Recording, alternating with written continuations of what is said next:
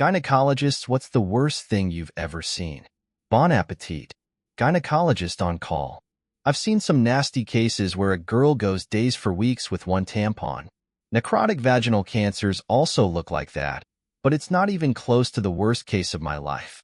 Once a 19-year-old girl came to our clinic complaining that she had a hairspray cap stuck in her vagina, which is not a problem, I naively thought. But the problem was that she had stuck it in there when she was 15 years old, that is, 4 years ago. She did not explain the motivation for the whole act, but it was obvious that she was very ashamed. Even before she undressed, you could smell a terrible odor, which became even worse when I investigated the problem. The lid was shoved upwards, and it was obvious that in 4 years it had grown vaginal tissues. The difficulty of cure was aggravated by the fact that this lid had pierced her bladder and rectum, and to get it out we had to do several extensive surgeries. I am not a gynecologist, but I know someone who recently had a hysterectomy, amputation of the uterus. The girl had stitches in her vagina that needed to heal, but she was so impatient to return to sexual activity that she couldn't stand it and snapped, as a result of which the small intestine fell out of his vagina. I was told everything in such detail that I think I'll never be able to eat mincemeat again.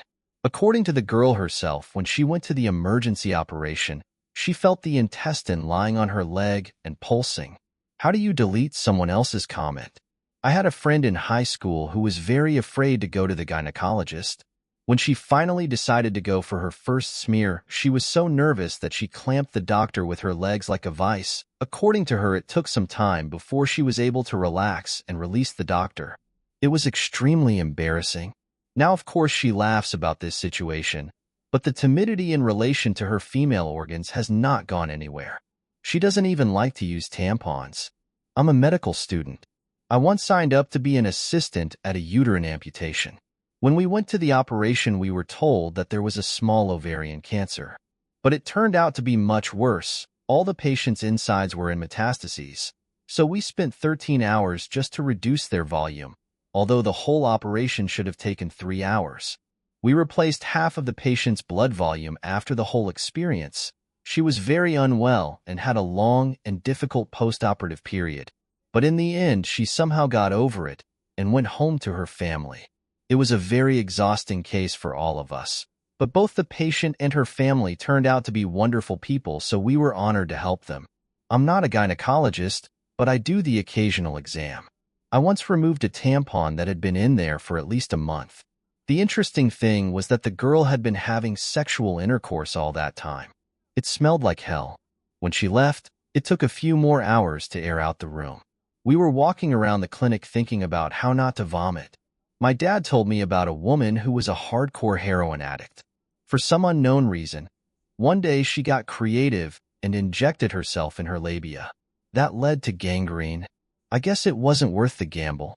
I'm a little late with my answer, but still, I'm a medical student. I'm going to be a full-fledged doctor in a few weeks. Not exactly a gynecologist. When I had a gynecology internship, I was sent to examine a young lady.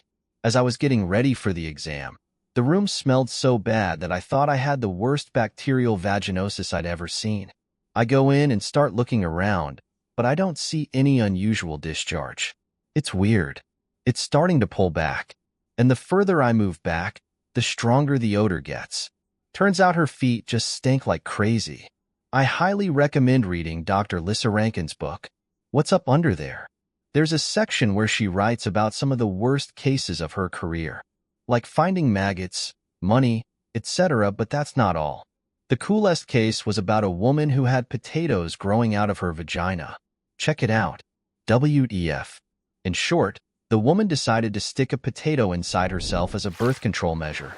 And since potatoes love warm, dark, moist spaces, they started to grow vigorously, and eventually she had potato sprouts dangling out of her vagina. Translated with deepl.com, free version. I have a story not about vaginas, but about breasts. But it's no less disgusting. When I was in high school, I joined a student organization that sent students on internships. I decided to go help out at a trauma center. One time, a very obese woman was brought in. Her complaint was breast pain. Everyone could smell a very bad odor, so the doctor decided to wash her and examine her.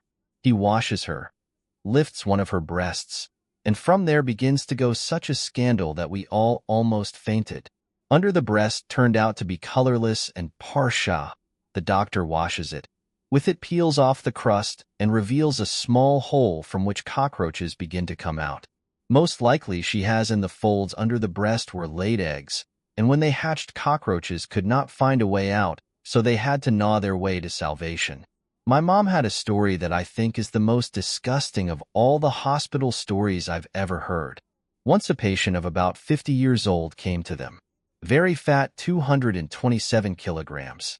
They came in and said that her husband during lovemaking complained of some strange smell. But the funny thing is that this smell was felt not only by her husband, but also by the whole hospital. In short, I don't remember all the details, but in the end it turned out that not all the vagina was in necrosis. Surgical intervention was needed, but it didn't save her. She died soon after. The best part of the story is that her husband smelled the infernal odor first, and during sex. I'm not a gynecologist, but I've seen some pretty bad stuff. First, I saw a woman with vaginal cancer. Then I saw what happened to her after she had her vagina and cervix removed. Not a pretty sight. I cannot accurately describe to you all the procedures done because I was a very young student at the time. But in the end, from the former organs remained only a large full hole from which something dripped. The poor woman was so grief-stricken that she begged her husband to leave her because, quote, after that, you will never be able to love me. But he turned out to be a good man. All the time was near her bed, holding her hand, soothing and feeding her love. It was obvious that the dude just adores me. Second, we had a 220-pound woman come in with paralysis of her lower extremities. She had a giant ulcer and necrotizing fasciitis that had destroyed everything in her genitals and buttocks. There were erosions in the rectum. We realized this because there were several areas of the damaged surface that leaked feces. When the doctors asked for a new urine sample, it turned out that she no longer had a bladder, as such, and no vagina. It was decided to try and patch it up somehow. We rolled her over on her side and basically started shoving a bunch of gauze into the giant hole, hoping she didn't shit herself during the procedure. She died very quickly. We're powerless in these cases. I'm so sorry about the first girl. I hope she's happy now. I feel sorry for all the people in this thread, including the readers. I'm not a gynecologist, but I've had a defect since birth that I didn't notice until I started using tampons. The thing is, I had a septum that made me have 2 holes. I only realized I had a problem when I tried unsuccessfully to get a tampon out of me once. I put it in through one hole, and then tried to get it out through the other smaller one. It got stuck there, and it hurt like hell, but I couldn't do anything about it. Luckily, it happened when my mom was nearby, and she thought I was just an idiot who couldn't get a tampon out. Then she saw what was wrong and took me to the gynecology clinic. I had surgery, and now I have no problems. I'm not a gynecologist, but I saw an interesting case while I was working at the station. An elderly woman was brought in after a fall. We start looking at her. She has giant vaginal cancer. Her pelvis looked like 2/3 of a soccer ball had been stuck to it. The tumor was so big that it was pressing on the nerves in her left leg and obstructing blood flow, which is why she fell. Do you know what happened to her afterward? No. When I left there, they were still working on her.